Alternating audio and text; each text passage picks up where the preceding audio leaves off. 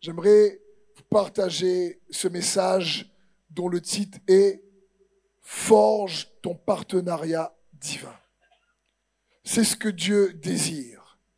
Semaine dernière, David partageait avec vous le Saint-Esprit, comment il nous aide dans le lieu secret.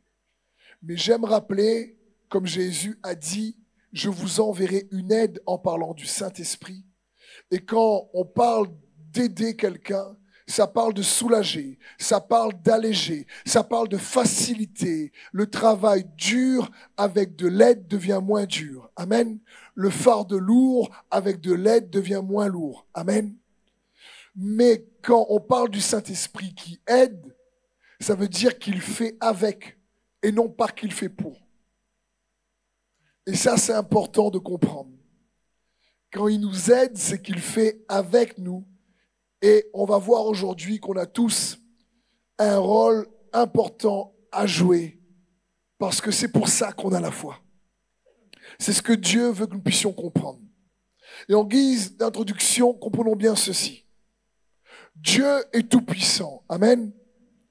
Mais nous faisons erreur lorsque nous croyons que parce qu'il est tout-puissant, tout ce qui nous arrive dans notre vie, c'est lui qui permet ou autorise. C'est une erreur. C'est une erreur de croire que parce que Dieu est tout-puissant, ce qui se passe dans notre vie, il le sait, il le voit, parce qu'il le voit, il va intervenir. Parce que Dieu est tout-puissant et qu'il nous aime, quand on est dans la peine, il va automatiquement intervenir. Oui, il est miséricordieux, rempli de grâce, mais parfois, son intervention est dépendante de notre collaboration par la foi. Et on parle ici de partenariat divin.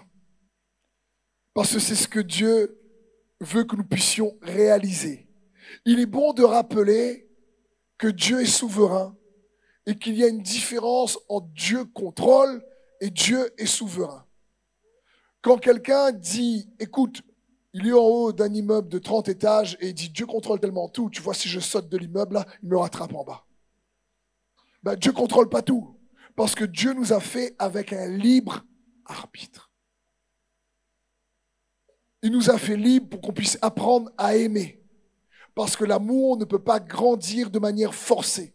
L'amour a besoin de liberté pour s'exprimer. Jésus n'oblige personne à le suivre. Jésus invite à le suivre. Ceux qui répondent « Amen », ceux qui ne répondent pas, Dieu les aime et ne les oblige pas. Parce que l'amour a besoin de liberté pour grandir.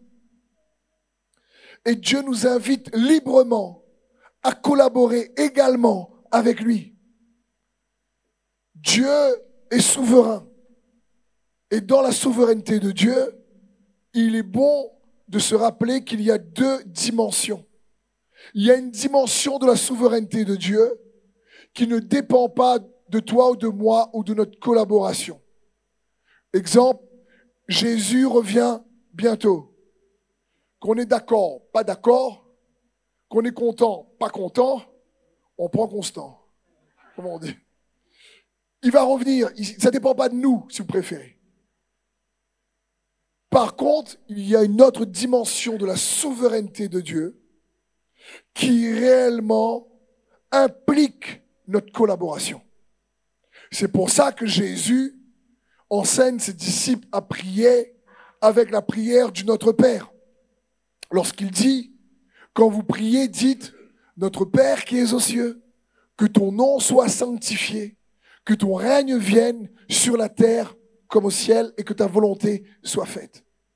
Quand il dit ça, il dit prier pour que sa volonté soit faite et que son règne vienne sur la terre comme au ciel. S'il nous dit de prier cette prière-là, c'est parce que sa volonté n'est pas faite partout. Me suivez-vous? Mais il nous demande de la prier pour qu'il puisse la réaliser avec nous. Donc on voit bien que malgré la toute-puissance de Dieu, c'est pas tout ce qui t'arrive dans ta vie ou dans ton passé, ce qui t'est arrivé, que Dieu a permis ou autorisé. Il faut bien comprendre ça. Et pourtant, Dieu désire nous inviter à collaborer de manière puissante avec lui. 1 Corinthiens 3, 9 nous dit ceci. Car nous sommes collaborateurs de Dieu. Vous êtes le labourage de Dieu, l'édifice de Dieu. Je veux dire, nous sommes ici collaborateurs. D'autres versions disent co-ouvriers, partenaires. Tu as un partenaire divin par le moyen de la foi. Et il est important pour nous de réaliser cela. Donc, comprenons bien ceci. La qualité de notre vie chrétienne ne va pas dépendre que de l'amour que Dieu a pour nous, même s'il nous aime énormément. La qualité de réellement notre vie, nos percées, ce qu'on va obtenir dépend encore moins, si tu préfères, des attaques du diable. La qualité de notre vie chrétienne dépend de la qualité de notre collaboration avec lui. C'est surtout ça. Parce que Dieu nous dit, j'ai des projets de paix et non de malheur pour toi. Un avenir et de l'espérance. Sa volonté reste bonne. Et pourtant, pour que les projets de paix et l'avenir et l'espérance se manifestent, ça va dépendre de notre partenariat. Amen. Et Dieu veut nous inviter à répondre à son invitation.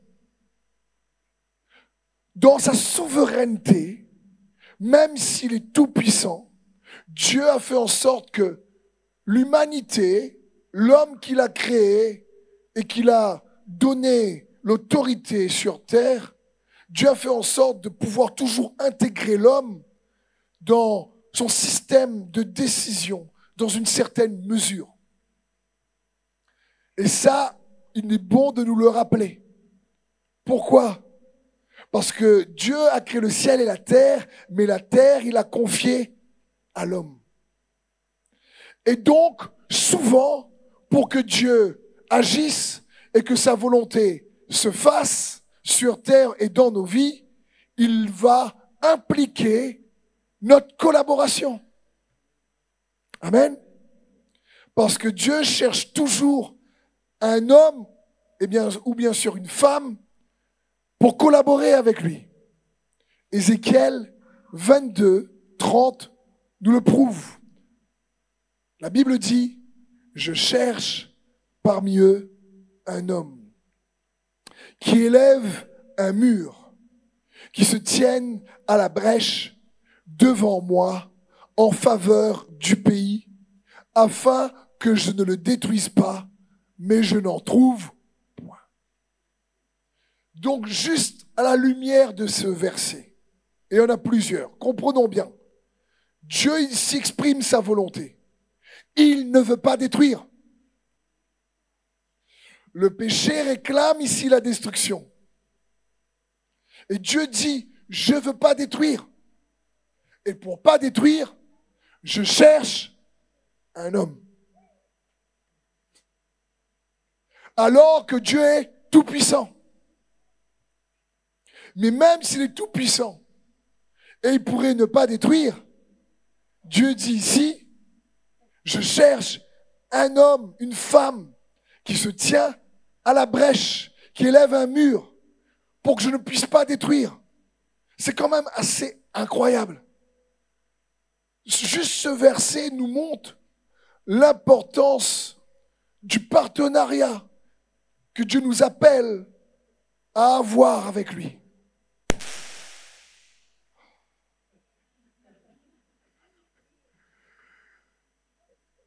La Bible dit qu'il nous a donné les meilleures promesses.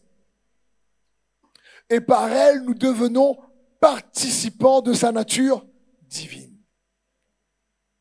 Il nous appelle à participer à sa nature divine. Dieu a des promesses magnifiques. Mais ce n'est pas parce qu'il a fait des promesses magnifiques qu'on va les expérimenter. Parce qu'on a un rôle à jouer. Même s'il est tout puissant, même s'il a de bonnes intentions, même s'il désire réellement te racheter de ton passé, il désire te relever, c'est son cœur. Mais Dieu cherche un homme et une femme pour que sa volonté qui est bonne soit expérimentée sur terre. Vous avez déjà vu, je suis sûr, les films western d'avant, là, lorsqu'il y a des images avec un visage dessus et c'est écrit « Wanted ». Vous avez déjà vu ça? Ça veut dire rechercher. On voit ça dans les films western d'avant. Tu vois, affiché sur un poteau comme ça, « Wanted ». Et il faut bien comprendre que c'est une chose de chercher Dieu, mais c'est une autre chose d'être recherché par Dieu. Et pourtant, la foi, c'est croire que Dieu existe et qu'il récompense ceux qui le cherchent. Et oui, il faut chercher Dieu.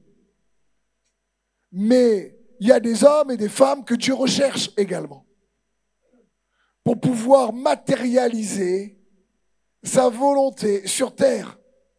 Parce que l'homme est la créature qu'il a designée pour pouvoir exercer, exprimer son autorité, son amour, sa sagesse, sa miséricorde. L'homme est la créature, si tu préfères, premium de Dieu. Dieu lui-même s'est fait homme pour sauver les hommes. Il ne s'est pas fait ange pour sauver les anges, mais il s'est fait homme pour sauver les hommes. C'est pour ça que dans plusieurs versets, il est écrit, comme dans le psaume 144, verset 3, « Ô Éternel, qu'est-ce que l'homme pour que tu prennes soin de lui? Qu'est-ce que l'être humain pour que tu lui témoignes de l'intérêt ?» Je veux dire, tu te dis, mais cette question, mais Seigneur, vraiment, on est fragile, on n'écoute pas trop. Et pourtant, qu'est-ce que l'homme? Dieu aime l'homme. Il s'est fait homme. Dieu t'aime plus que tu le penses. Et Dieu a des projets réellement, une volonté bienveillante, bonne envers chacun d'entre nous. Et il nous appelle à collaborer. C'est pour ça qu'on a la foi.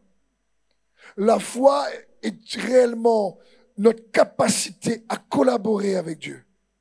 Saint Augustin a dit ceci: sans Dieu, nous ne pouvons pas, mais sans nous, Dieu ne veut pas. C'est magnifique. Je répète, sans Dieu, nous ne pouvons pas, mais sans nous, Dieu ne veut pas. Il cherche un homme, une femme, des églises. Il cherche des hommes, des femmes qui désirent collaborer avec lui.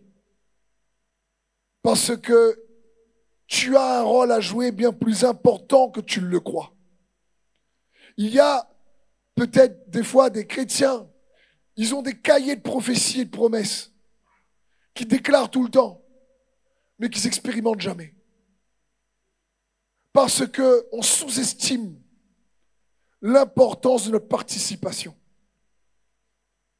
Prenons l'exemple du prophète Daniel, chapitre 9 au verset 1. La Bible dit, la première année du règne de Darius, fils d'Ahasuérus, de la dynastie des Médès, sur le royaume des Babyloniens, la première année de son règne, moi, Daniel, je me suis aperçu que dans les livres, le nombre d'années indiquées par l'Éternel au prophète Jérémie pour la durée de la dévastation de Jérusalem était de 70 ans.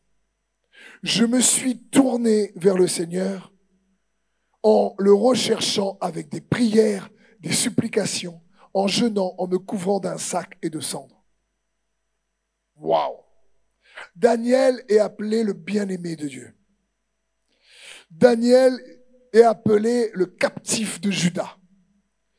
Mais c'est intéressant de faire une parenthèse ici pour le rappeler.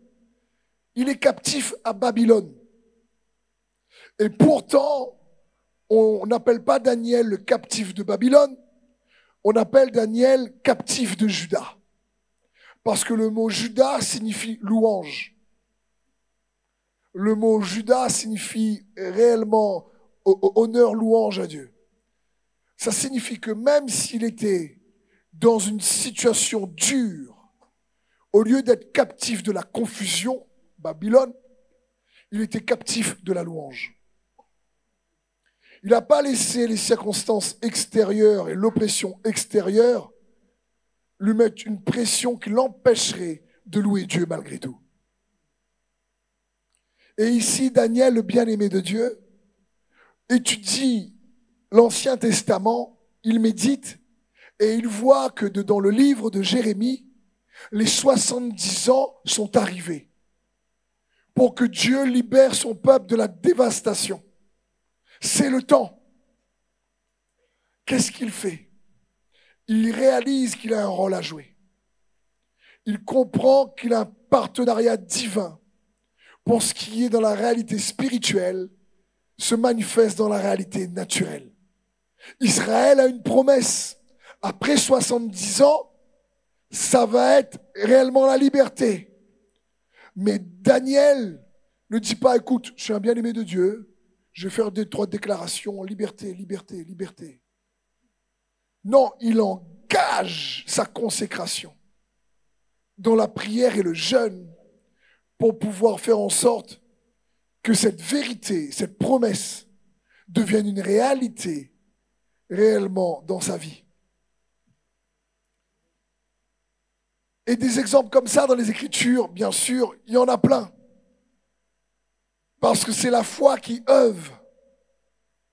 Et Dieu nous appelle à réaliser que lorsqu'on parle de lieu secret, le lieu secret est l'endroit idéal pour apprendre à forger notre participation, notre collaboration divine. Pour forger notre partenariat divin. C'est ce que Daniel avait compris. Il se dit, oh, Dieu a promis ça, je ne veux pas que ça reste en suspension. Je veux expérimenter ça. Et je l'ai déjà dit. Dans Éphésiens 1, la Bible dit, mais nous sommes bénis de toutes les bénédictions spirituelles dans les lieux célestes. Quand Dieu dit ça, ce n'est pas pour que ça reste en suspension dans les lieux célestes. C'est pour qu'on puisse réaliser qu'il y a une possibilité pour nous d'accéder par le moyen de la foi à ces bénédictions dans le nom de Jésus. Mais pour nous aider, on va voir un autre exemple magnifique dans l'Ancien Testament d'un prophète extraordinaire qui, lorsqu'il débarque sur la scène biblique, il débarque avec puissance, autorité, et je suis sûr que vous avez deviné de quel prophète il s'agit. C'est le prophète Élie. Mais on va lire ce que le Nouveau Testament dit de lui. La Bible dit dans Jacques 5,16, la prière fervente du juste a une grande efficacité dans la deuxième partie du verset. Élie était un homme de la même nature que nous. Il pria avec instance pour qu'il ne plût point, et il ne tomba point de pluie sur la terre pendant 3 ans et 6 mois. Puis il pria de nouveau, et le ciel donna de la pluie, et la terre produisit son fruit. La Bible dit ici, Élie était un homme de la même nature que nous. Qu'est-ce que cela signifie? Qu'il avait la même nature que nous, et donc on a le même potentiel pour pouvoir avoir la même capacité qu'il avait, le même type d'autorité. Mais la différence, c'est que la collaboration d'Élie avec Dieu était assez phénoménale. Mais la Bible nous montre qu'est-ce qui a forgé sa collaboration. C'est la prière fervente, constante, qui a fait la différence. Parce que lorsque on va lire dans un instant son apparition dans l'Ancien Testament, on voit que quand Élie apparaît, il apparaît en warrior. Le gars, quand il arrive, tu te dis, c'est qui ça? Dans 1 Roi 17, au verset 1, on le voit débarquer. La Bible dit, Élie le Tishbite, l'un des habitants de Galaad, dit à Akab, ou Achab, c'est le roi, l'Éternel est vivant, le Dieu d'Israël, dont je suis le serviteur. Il n'y aura ces années-ci ni rosée, ni pluie, sinon à ma parole. Et puis là, il n'a pas plu pendant 3 ans. Et j'imagine le roi Akab voir un gars qui débarque de nulle part, arriver et dire « Hé, Akab, sur ma parole, il n'y aura plus de pluie. » Et au bout de quelques semaines, le roi voit qu'il n'y a plus de pluie vraiment. Le roi a dû se dire « Mais c'est qui Bouglin? C'est qui ce gars? Il sort d'où lui ?» Et pourtant, à ce moment-là, Élie n'était pas connu du public vraiment. Mais il était connu déjà de Dieu. Parce qu'il avait une intimité sérieuse et solide avec Dieu. Et donc, il appelle le ciel à être fermé, la pluie ne tombe plus. Et regardez ce qui se passe ensuite.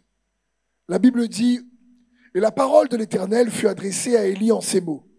Pars d'ici, dirige-toi vers l'Orient et cache-toi près du torrent de Kérit, qui est en face du Jourdain. Tu boiras de l'eau du torrent, et j'ai ordonné à un paille en queue de te nourrir là-bas. C'est bien dit, quand même, hein? Il n'y avait pas de paille en queue en Israël. C'est plus vilain, c'est un corbeau. Il partit et fit selon la parole de l'Éternel. Il alla s'établir près du torrent de Kérit, qui est en face du Jourdain. Les corbeaux lui apportaient du pain et de la viande le matin, du pain et de la viande le soir, et il buvait de l'eau du torrent. Alors Élie dit, à ma parole, la pluie tombe plus. Il cause une famine, et lui, ça va au torrent de Kérit. Et il s'assoit, le matin, repas livré. Franchement, c'était Hubert Corbeau. Pas Uber Eats. Et le soir, pareil, livraison, la viande, le pain, tranquille. Les autres ont mouru à la faim à cause de sa parole. Qui était selon la volonté de Dieu. Attention. Mais c'est intéressant de comprendre. Élie avait une telle intimité avec Dieu que cela doit nous inspirer. Et moi, frère et sœur, ça m'inspire en me disant, ça me conduit à me dire, waouh, s'il est de la même nature que nous, c'est une invitation de la part de l'apôtre Jacques à aller chercher ce genre d'intimité, si vous préférez. Regardez ce que cela produit. D'abord, avec autorité, il ferme le ciel. Ensuite, Dieu lui dit, va au torrent de Kérit. Là-bas, je vais pourvoir pour toi. Attention, il est important ici de noter que la provision que Dieu lui envoie est également en lien avec son obéissance. S'il était resté là-bas, il n'aurait pas mangé grand-chose. Mais il va au torrent de Kérit, et là, vraiment, Élie est comme un pacha. Il ne cherche pas, lui, il est là, il adore Dieu, et c'est un corbeau qui le sert. Il est tranquille. Ma question, c'est pourquoi un corbeau? Pourquoi pas un paille en queue vraiment? Ou un papang? Pourquoi pas Dieu a dit, et j'enverrai un singe, parce qu'un singe a déjà des mains, il coupe la viande, ou moins arraché, je sais pas moi. Pourquoi un corbeau? Un corbeau, c'est vilain. Enfin, ça dépend des goûts. Les pattes sont noires, le bec est noir, le plumage est noir, les yeux est noir, son ombre est noire, tout est noir. Et dans l'Ancien Testament, le corbeau est considéré comme un animal impur. Tu te dis, mais c'est pas possible.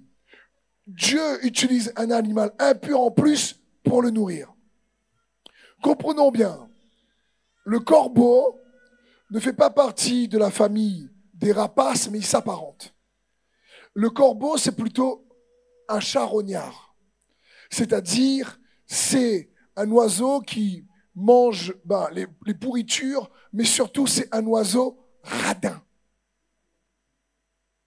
C'est un oiseau qui pense qu'à lui.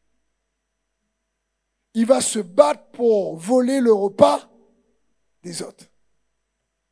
Et là, sur ordre de Dieu, il est contraint de fonctionner contre nature. Un oiseau radin qui devient un oiseau généreux.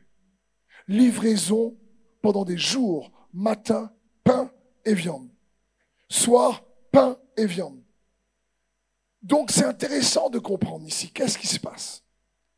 Qu'est-ce que cela représente pour toi et moi en réalité? Qu'est-ce que cela nous montre lorsqu'on collabore avec Dieu, la capacité que Dieu a de changer les choses naturelles de manière surnaturelle? Il faut bien comprendre qu'ici que Dieu est capable de suspendre les tendances naturelles du corbeau pour qu'il puisse faire normalement ce qu'il ne sait pas faire d'habitude.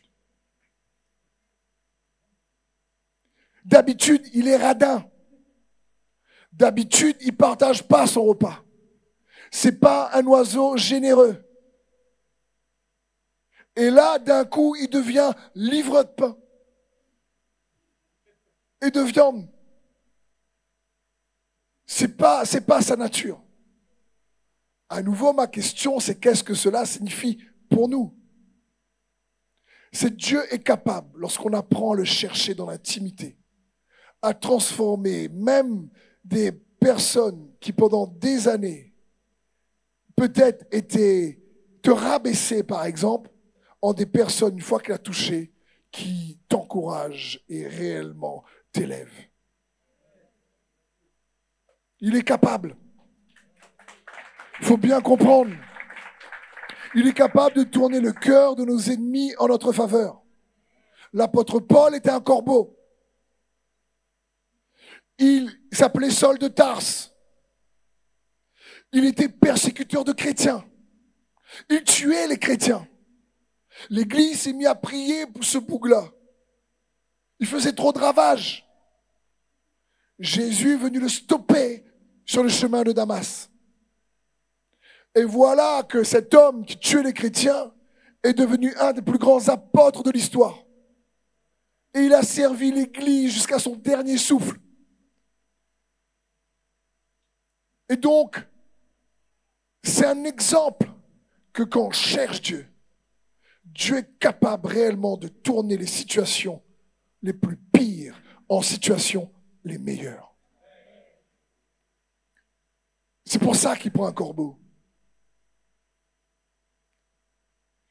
Parce que le corbeau, ce n'était pas sa nature. Et pourtant, Dieu est capable ici d'emmener des provisions surnaturelles également pour le prophète Élie. Parce que Élie avait bâti une intimité ferme avec Dieu.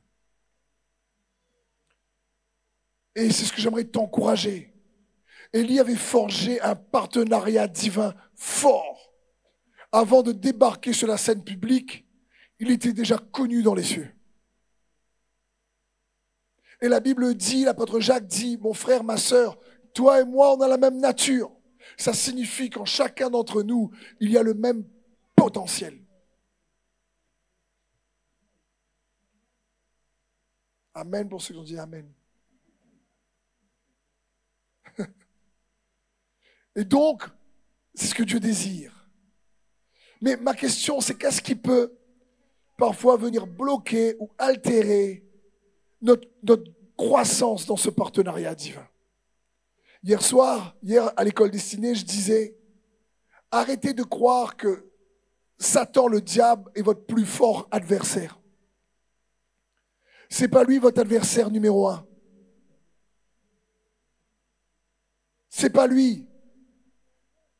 Même s'il attaque, des fois on lui donne trop de place. C'est pas lui l'adversaire numéro 1.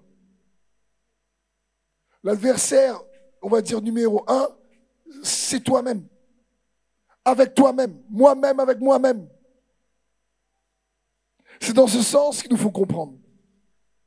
Parce que des fois, une manière de penser erronée peut bloquer notre partenariat divin. Une manière de penser incrédule peut stopper l'intervention de Dieu. C'est pour ça que l'apôtre Paul dit qu'il faut qu'on renverse les forteresses, les faux raisonnements qui se dressent contre la connaissance de Christ. Donc, comprenons bien, il est bon de se rappeler. La Bible dit, les choses visibles proviennent du monde invisible. Comprends bien, qu'est-ce que ça signifie? Cela signifie que les choses sont créées deux fois. Une fois dans ta pensée et une fois dans la réalité. Le vêtement que tu portes, c'est quelqu'un qui l'a pensé d'abord. La chaise sur laquelle tu es assis, c'est quelqu'un qui l'a pensé d'abord. Le repas que tu as mangé ce midi, c'est toi ou quelqu'un qui a pensé d'abord. Tout ce qu'on voit est d'abord pensé. C'est pour ça que l'ennemi cherche à avoir nos pensées.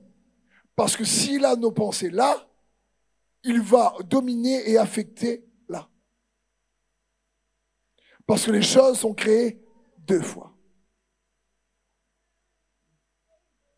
Et donc, le combat le plus compliqué, c'est de pouvoir abattre les faux raisonnements qui viennent freiner, altérer, éroder, empêcher une collaboration de foi avec Dieu. C'est ce que Dieu veut que nous puissions comprendre. C'est pour ça également que l'apôtre Paul dit dans Romains 12, mais nous renversons, il dit, non plutôt, soyez transformés par le renouvellement de ce qui oriente votre pensée, afin que vous puissiez discerner la volonté de Dieu, ce qui est bon, agréable et parfait. Le deuxième ennemi, c'est pas Satan non plus. C'est l'ignorance. Mon peuple périt parce qu'il lui manque la connaissance. Des fois, on croit en Dieu, mais on ne sait pas quoi faire. Et du coup, on gagne le coup. C'est pour ça également qu'il nous faut chercher à connaître Christ Jésus. Quand l'apôtre Paul dit « Mon désir, c'est de le connaître ». Et d'ailleurs, je considère tout comme de la boue, afin de connaître l'excellence de la connaissance de Christ Jésus. Quand on prie, quand on jeûne, quand on médite la parole de Dieu, que tu viens à l'église comme aujourd'hui, tout ça, c'est pour connaître Jésus-Christ. Tout ça, c'est pour bâtir une relation intime de plus en plus puissante, forte, efficace, profitable.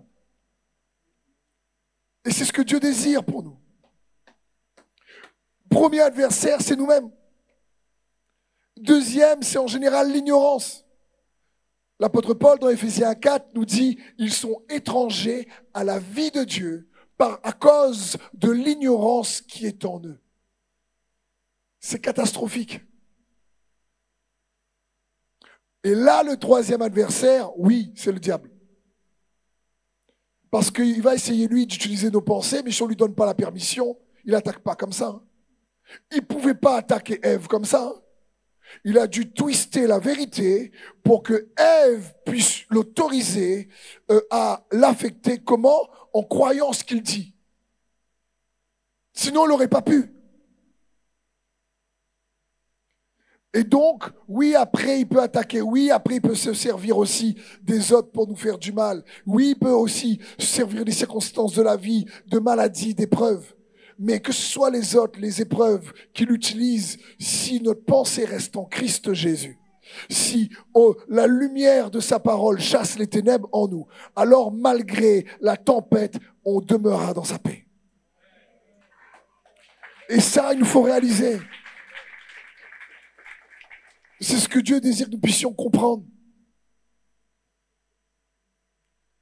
Le lieu se crée un lieu où on forge son partenariat divin. Comme Daniel, comme Élie.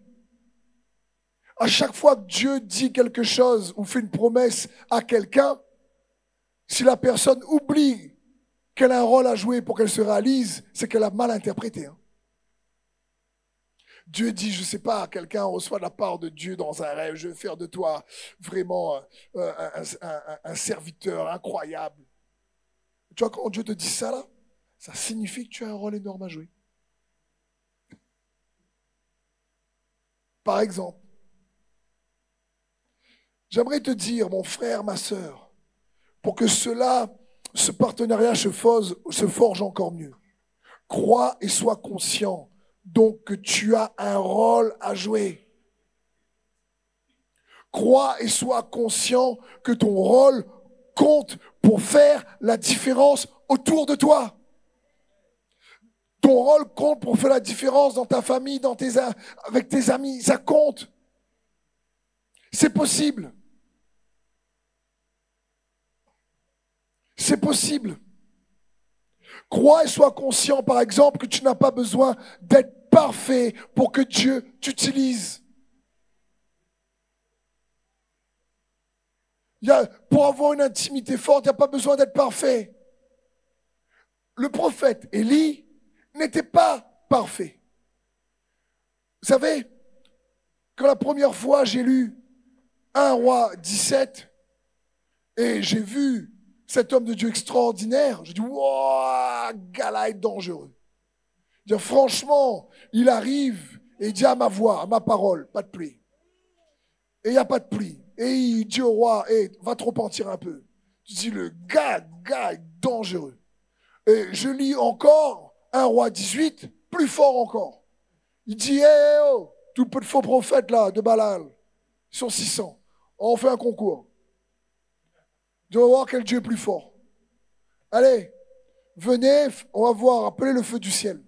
Et Élie en plus se moque d'eux. Il les laisse toute la journée faire leur scarification, simagri, tout ça. Et puis il dit, hey, votre Dieu, qu'est-ce qu'il fait là? Il dort. Criez plus fort. Il dit ça. Et puis donc, il les laisse faire leur truc. Et à la fin, lui, il dresse l'autel. À la fin, il met donc le sacrifice, le bœuf dessus. Et pour les embêter encore plus, il arrose d'eau l'autel, il arrose d'eau, et là, il se met à prier et il dit, Seigneur, envoie ton feu. Et le feu du ciel, mais pète, comme un éclair sort des cieux. Le bruitage.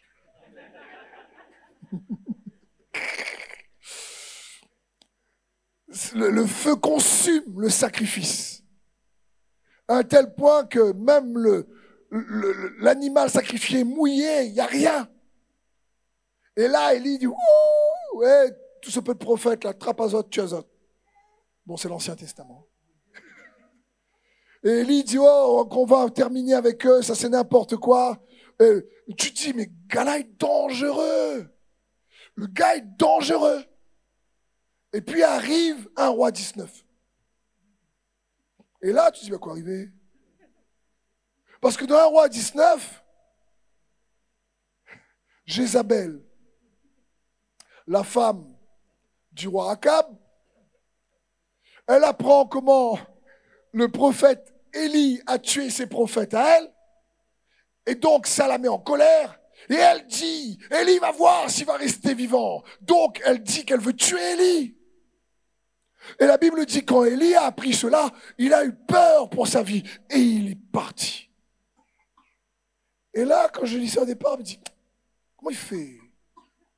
Le gars a sa parole, la pluie tombe pas. Le gars a sa parole, le feu du ciel tombe.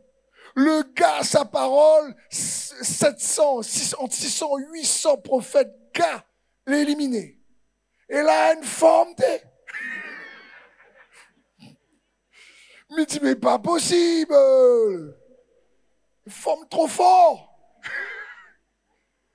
Il me dit, mais pas possible. Une femme. Il me dit, mais une femme, Jézabel. Dis-toi là, mon gars, fini, écoute, race. Dis, c'est fini, toi. Et il y a peur. Et là, il court. Il court, le furet. Eh bien, il court. Et il a tellement peur qu'il arrive dans une cave et il dit, oh Seigneur, prends ma vie, Miguel, et puis. Et là, je me dis, je comprends pourquoi il a la même nature que nous.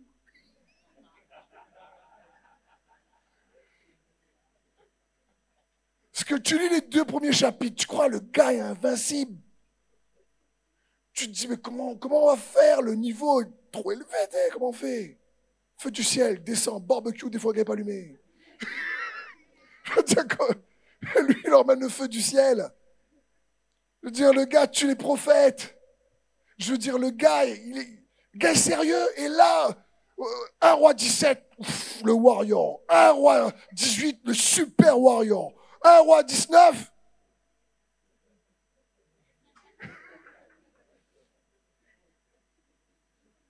Ah, mais tu veux qu'on évalue?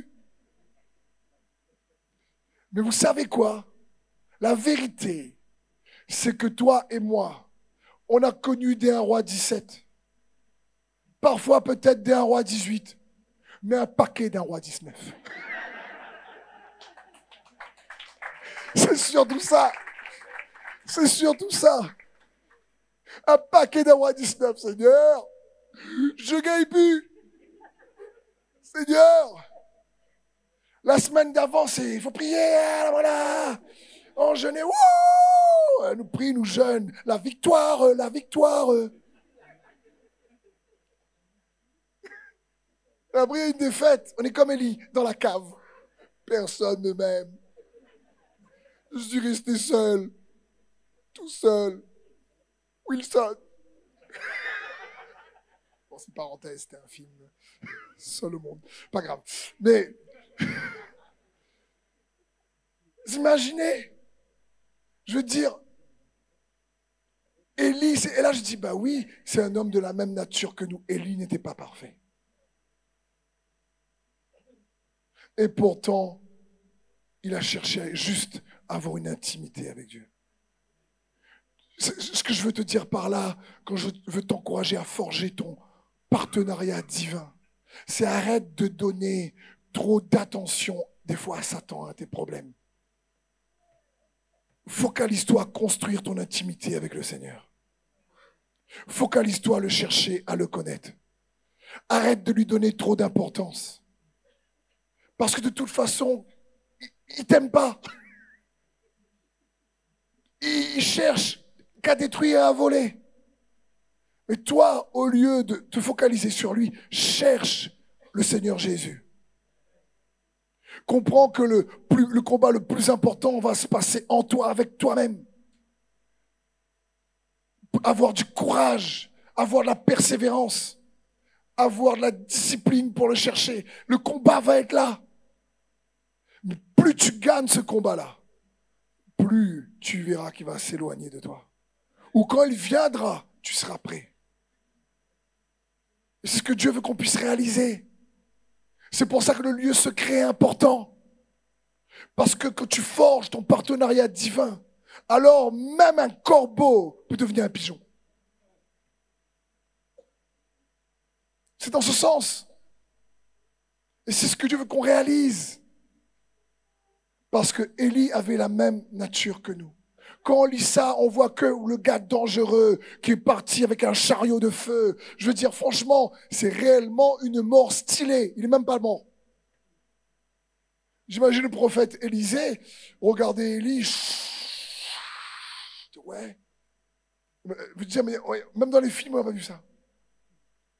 Et pourtant, Élie n'était pas parfait. C'est Dieu obligé de lui dire, mais qu'est-ce que tu fais là? Et Élie ne devait pas oser répondre. Je ne sais pas. Je ne sais pas. Dieu lui dit, mais qu'est-ce que tu fais là? Il vient de triompher, grosse victoire, mais énorme victoire.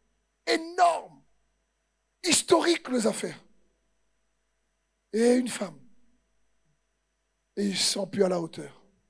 Ce n'était pas parce qu'il avait juste peur de la femme. Il faut bien comprendre. C'est parce qu'il était déçu que le peuple ne s'est pas repenti vraiment. Et il va le dire, il va donner l'explication quand Dieu lui dit, que fais-tu ici? il va dire, je ne suis pas meilleur que mes pères. Il voulait être meilleur. Il voulait que quand il cause à tout le monde se repent, il dit, Seigneur, j'ai été un bon serviteur. Maintenant, ton peuple est droite. Mais ça n'a pas marché.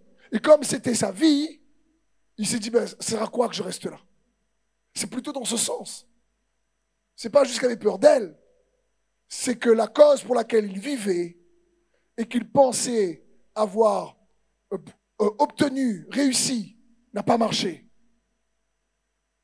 C'est plus dans ce sens.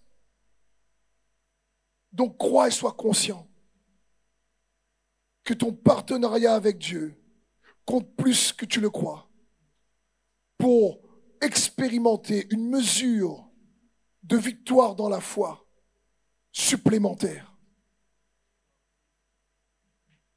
Pour expérimenter une qualité de vie spirituelle bien meilleure. Pour que ton âme soit restaurée. Des blessures passées, des trahisons. Ça implique ta collaboration. Parce que Dieu, lui, veut te restaurer. Dieu, lui, veut te bénir. Dieu, lui, veut te relever. Il faut bien comprendre. Dieu, lui, veut te guérir. Mais Dieu cherche un homme. Dieu cherche une femme. Dieu veut arrêter les peut-être attaques intergénérationnelles dans ta famille. S'il y en a, qu'il y en a. Mais Dieu, à un moment-là, cherche des enfants qui se disent, Seigneur, moi, je vais forger mon partenariat divin avec toi. Et je déclare qu'à partir de moi, ça s'arrête. Dans le nom de Jésus. Parce que tu es mort, ressuscité pour moi. Et tu es l'Emmanuel, tu es avec moi. Et cette promesse que tu es avec moi, je veux la voir s'exprimer au travers de moi. Parce que je crois en toi.